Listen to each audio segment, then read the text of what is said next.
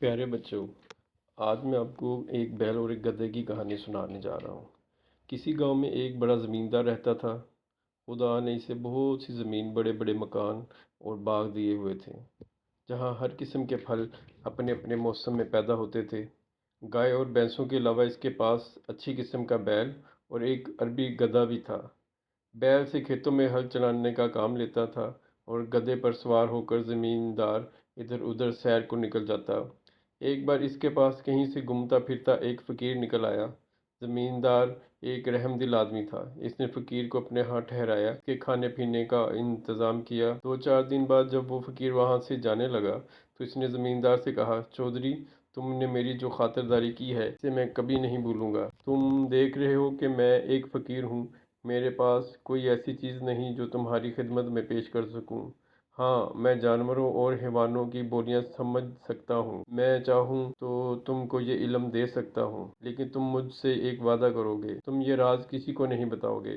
اور یہ بھی سن لو کہ اگر تم نے یہ راز کسی کو بتا دیا تو پھر زندہ نہیں رہو گے۔ بابا جی، میں تم سے وعدہ کرتا ہوں کہ یہ راز میں کسی کو نہیں بتاؤں گا اور تمہارا یہ احسان عمر بھر یاد رکھوں گا۔ خیر، فقیر نے اسے جانوروں اور حیوانوں کی باتیں سمجھنے کا عمل سکھا دیا اور چلا گیا۔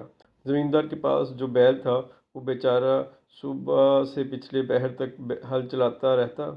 شام کو جب گھر آتا تو اس کے کھانے کے لیے بھوسا ڈال دیا جاتا، لیکن گدھے کو سبز گھاس اور چنے دانے کھانے کو ملتے۔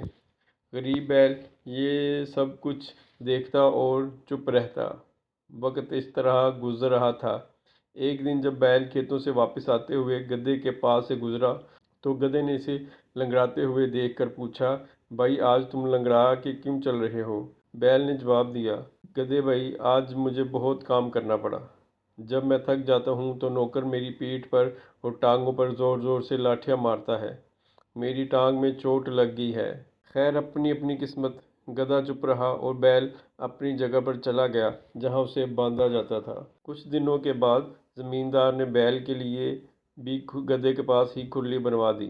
جب دونوں کو وقت ملتا ایک دوسرے سے باتیں بھی کر لیتے۔ ایک روز بیل کو اداس اور خاموش دیکھ کر گدھے نے پوچھا، بیل بھائی، کیا بات ہے؟ آج تم چپ چپ کیوں ہو؟ کوئی بات ہے؟ بیل نے کہا، گدھے بھائی، کیا بات کروں؟ آج پھر بڑی لاٹھیاں پڑی ہیں۔ گدھے نے کہا، بیل بھائی، سچ جانو تو مجھے تم پر بہت ترس آتا ہے، لیکن مجھے افسوس ہے کہ میں تمہارا دکھ بانٹ نہیں سکتا۔ بیل بولا، گدھے بھائی، تم نے سچ کہا، دکھ تو کوئی کسی کا نہیں بانٹ سکتا، لیکن تم کچھ مشورہ تو دو، اس مصیبت سے میری کیسے جان چھوٹے گی؟ اور نہیں تو 2 4 دن ہی آرام کر لوں۔ گدھے نے کہا، ایک ترکیب میری سمجھ میں آتی ہے، اس پر عمل کرو گے تو 5 7 روز کے لیے تم بچ جاؤ گے۔ بیل نے کہا، بتاؤ۔ نیکی اور پوچھ پوچھ، بتاؤ کیا ترکیب ہے؟ گدھے نے بتایا، تم یہ کرو کہ جب ہل والا تمہیں ہل میں جوتنے کے لیے لینے آئے وہ تمہیں کھینچے، تم 2 قدم چلنا اور پھر ٹھہر کر گردن ڈال دینا۔ پھر بھی اگر اسے رحم نہ آئے اور کھیت پر لے جائے تو تم کام نہ کرنا اور زمین پر بیٹھ جانا۔ اگر تمہیں کھانا ڈالے تو تم نہ کھانا۔ اگر نہیں کھاؤ گے تو کمزوری تو ضرور آ جائے گی، مگر کچھ دن آرام ضرور مل جائے گا، کیونکہ بیمار جانور سے کوئی محنت نہیں کروایا کرتا۔ لو، یہ مجھے ایک ترکیب سوجھی تھی، تمہیں بتا دی، اب تو اس پر عمل کرنے یا نہ کرنے کا اختیار تمہارا ہے۔ اتفاق سے زمیندار جو اس وقت ان کے پاس گزر رہا تھا تو اس نے دونوں کی باتیں سن لیں۔ وہ مسکراتا ہوا ادھر سے گزر گیا۔ نوکر نے تو گدھے کے سامنے دانوں کا ٹوکرا رکھ دیا اور بیل کے آگے چارہ رکھ دیا۔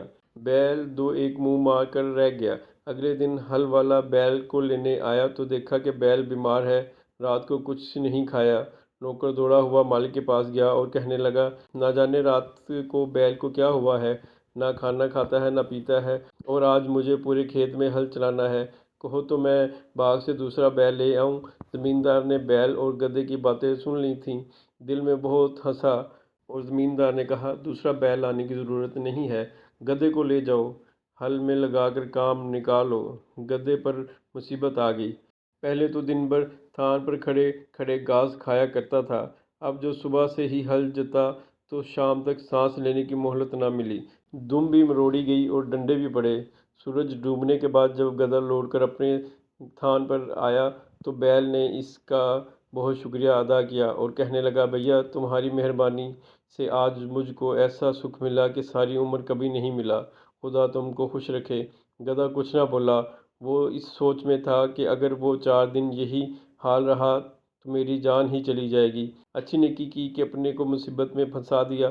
دوسرے دن پھر حل والا گدھے کو لے گیا اور شام تک اسے حل میں لگائے رکھا۔ جب گدھا تھکا ہارا واپس آیا تو بیل نے پھر اس کا شکریہ ادا کیا اور خوشامد کی باتیں کرنی چاہییں۔ گدھا کہنے لگا، میاں ان باتوں کو رہنے دو، آج میں نے مالک کی زبان سے ایک ایسی بری خبر سنی ہے کہ میرے رونگٹے کھڑے ہو رہے ہیں، خدا تم کو اپنی حفاظت میں رکھے۔